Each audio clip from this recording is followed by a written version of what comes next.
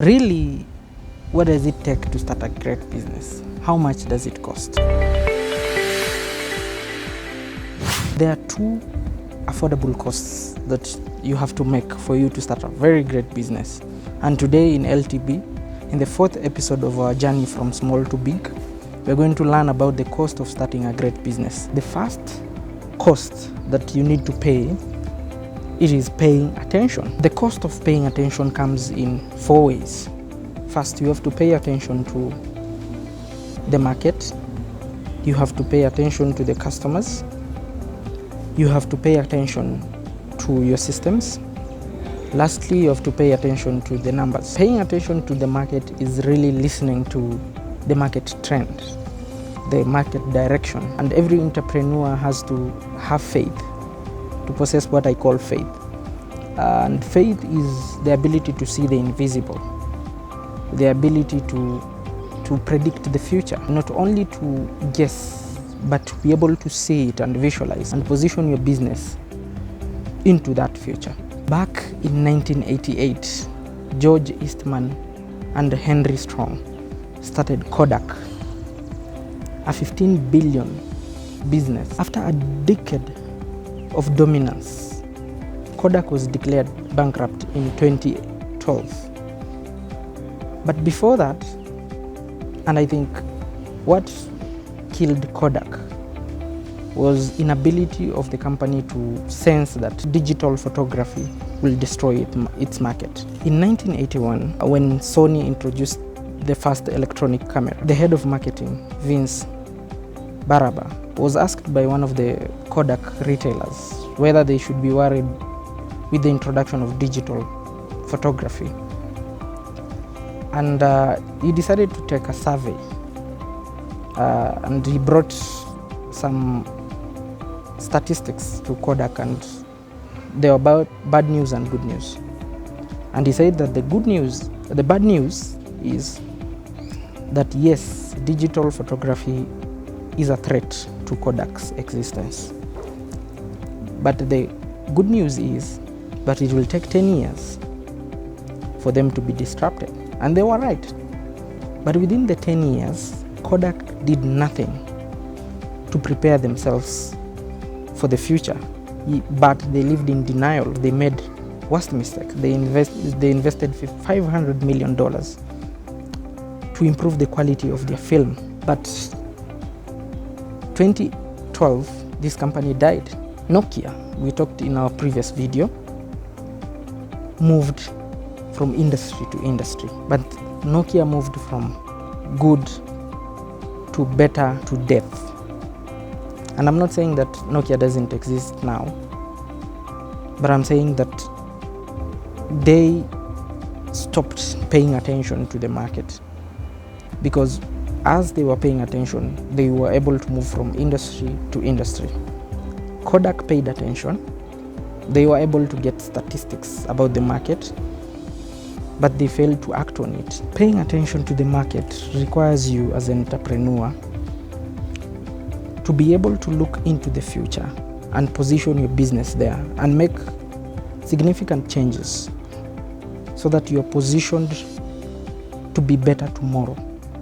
But what we do as entrepreneurs is we compare our business as it is now and how business used to be done yesterday. So we are comparing now versus yesterday instead of comparing now and tomorrow. Comparing now and tomorrow requires you to really pay attention. There's a company called Smith Corona. It was the largest manufacturer of typewriters. Their last version of typewriter was smaller than some computers we have nowadays. And what Smith Corona did was to fight to improve their last version of typewriter. They are quoted saying that computers can never replace typewriters because typewriters were typing and computers were processing. They had an opportunity to invest in computer technology, but what they were fighting to do is to compare an old technology and making it better than a new technology. what Vusi says, comparing the best form of the old technology with the worst form of a new technology. They failed the test of paying attention to the industry and the market.